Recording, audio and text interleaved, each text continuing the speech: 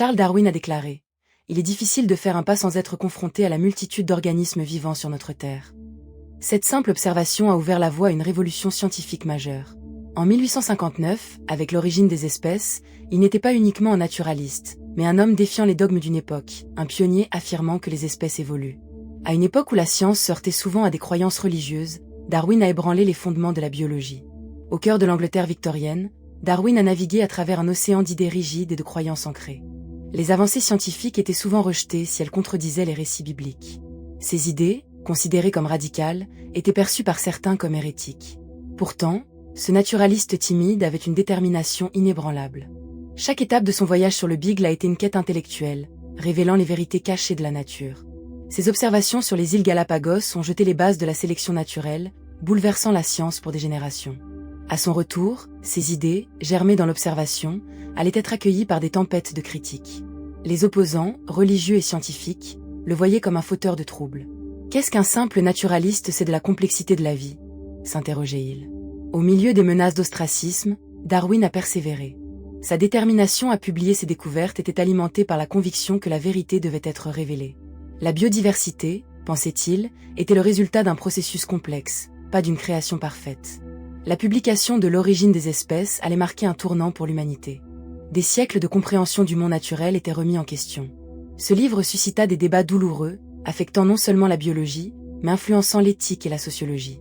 Le paysage intellectuel du XIXe siècle allait être redessiné, et l'héritage de Darwin continuera à résonner dans la science moderne. Son ouvrage, L'origine des espèces, illustre ses observations sur la diversité de la vie et le processus de sélection naturelle. À travers ses expéditions, il a noté des variations significatives entre les espèces, comme les pinsons au bec varié. Chaque observation était une pièce d'un puzzle complexe, montrant comment la vie évolue en réponse aux défis environnementaux. Le simple fait d'imposer une vision naturaliste du monde a provoqué une tempête de controverses dans les cercles religieux et scientifiques. Les débats qui en découlèrent étaient marqués par la passion et l'indignation de ceux qui voyaient la création divine comme une vérité immuable. La résistance venait également de pairs scientifiques, intensifiant la détermination de Darwin à prouver la véracité de ses idées. Peu après la publication de L'origine des espèces, Darwin reçut une lettre d'Alfred Russel Wallace, proposant des idées similaires sur la sélection naturelle. Cette correspondance, datée de 1858, le poussa à publier plus rapidement, craignant que ses découvertes soient éclipsées. Wallace, un naturaliste et explorateur, avait également observé des phénomènes d'évolution dans les îles indonésiennes, ce qui renforçait l'idée que l'évolution n'était pas une théorie isolée, mais un concept séduisant pour de nombreux esprits scientifiques. Alors que les deux hommes s'engageaient dans une correspondance prolifique, Darwin se sentit souvent dépassé. Pensant à son propre parcours, il écrivait dans son journal : « J'ai souvent eu le sentiment que mes observations étaient insignifiantes face à l'immensité de la nature, mais chaque détail semblait ajouter une brique à l'édifice de mes théories. » Ce moment de doute le galvanisa, le poussant à rassembler des preuves solides et à clarifier ses idées sur la sélection naturelle. L'impact de Darwin ne s'arrête pas à la biologie. Ses idées ont été interprétées à travers l'éthique, la sociologie et même la politique.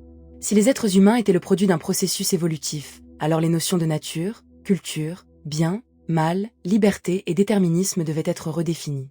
Des penseurs comme Herbert Spencer détournèrent la sélection naturelle pour justifier des théories sociales, notamment le darwinisme social, qui controversait les principes éthiques fondamentaux en les intégrant à une vision de la société fondée sur la compétition.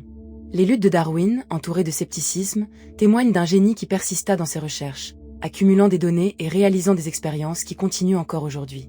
Son voyage à bord du HMS Beagle a ouvert la voie à une révolution intellectuelle. En quittant Plymouth le 27 décembre 1831, le Beagle était un navire modeste, mais pour Darwin, il représentait une incroyable opportunité d'explorer le monde.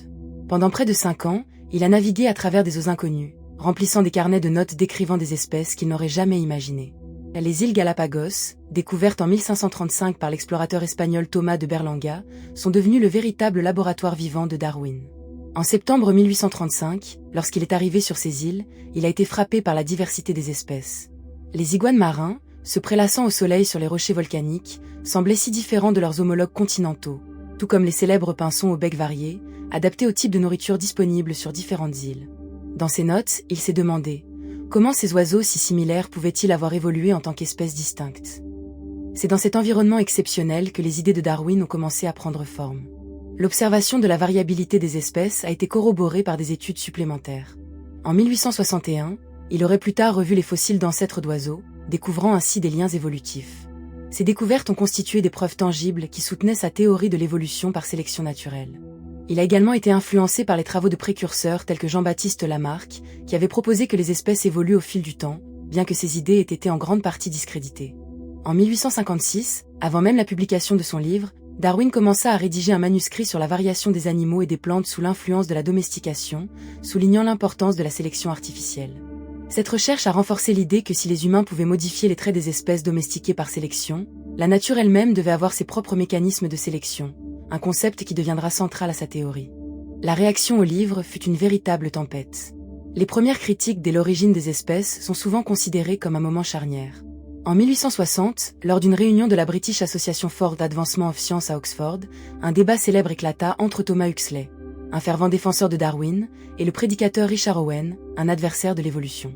Huxley, surnommé Darwin's Bulldog pour sa défense acharnée des idées de son ami, a confronté Owen sur la véracité des arguments de Darwin. Ce conflit intellectuel, couvert par la presse, a non seulement mis en lumière les tensions entre science et foi, mais a également propulsé Darwin sur le devant de la scène scientifique.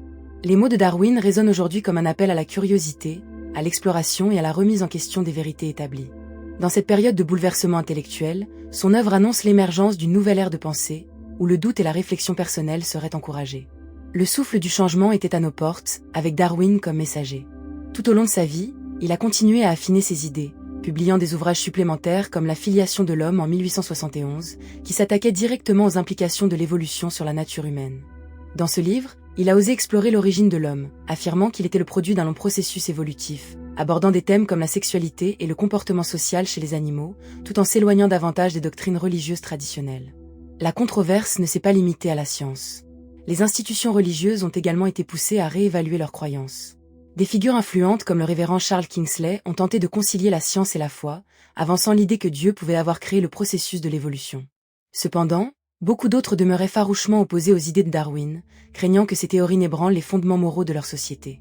En réponse à cette anxiété, de nombreux groupes religieux ont organisé des campagnes de désinformation, rejetant sans appel l'évolution comme une menace à la morale et à l'ordre social. L'impact de l'origine des espèces toucha non seulement la biologie, mais aussi la philosophie, la théologie et la sociologie. Les premiers lecteurs furent captivés et horrifiés. Darwin a confronté les pensées reçues avec des preuves scientifiques tangibles. La publication de son livre est souvent considérée comme un catalyseur du scepticisme moderne. La façon dont il a articulé ses observations et ses conclusions obligea le monde à se demander s'il pouvait encore se fier uniquement à la recherche de la vérité à travers la tradition et la doctrine. La résistance à ces idées était si intense que certains scientifiques se sont même opposés à ses travaux par crainte de perdre leur statut académique et social. Toutefois, malgré cette opposition, des voix plus progressistes ont commencé à s'élever, typifiant la lutte de Darwin contre le scepticisme. Des intellectuels tels que John Tyndall, un physicien irlandais, ont commencé à défendre la science moderne, affirmant que les découvertes de Darwin ne devaient pas être vues comme une menace, mais comme un pas en avant vers la compréhension du monde naturel. Ce soutien, venu de la communauté scientifique, a contribué à bâtir une acceptation plus large des idées de Darwin. L'héritage de Darwin dépasse la biologie. Les avancées en biologie moléculaire et en génétique s'appuient sur ses fondations. Les découvertes de fossiles renforcent ces idées. Aujourd'hui, ces théories sont enseignées dans le monde entier et touchent des domaines comme la biotechnologie et la conservation de la biodiversité. Le séquençage de l'ADN moderne, les preuves génétiques des ancêtres communs et les études sur la résistance aux antibiotiques dans les bactéries sont tous des domaines d'études qui montrent à quel point la pensée darwinienne continue d'influencer la recherche scientifique d'aujourd'hui. Ainsi, l'œuvre de Darwin continue d'enrichir les débats sur notre humanité et notre responsabilité envers la planète. Son livre, fruit de réflexion, a marqué un tournant, défiant des siècles de pensée archaïque. Les premiers lecteurs furent captivés et horrifiés. Leur réaction variait d'une acceptation timide à un rejet absolu, mais tous reconnaître la portée de son travail. La controverse n'a pas seulement éveillé des discussions scientifiques, elle a aussi ouvert la voie à des réflexions philosophiques sur notre place dans l'univers. Les mots de Darwin résonnent aujourd'hui comme un appel à la curiosité, à l'exploration et à la remise en question des vérités établies.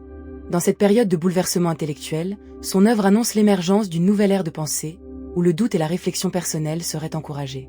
Le souffle du changement était à nos portes, avec Darwin comme messager. En conclusion, l'impact de Darwin sur la science moderne est indéniable, son héritage nous invite à agir. Réfléchissons à comment ces préceptes peuvent enrichir nos vies et éclairer notre chemin dans un avenir incertain.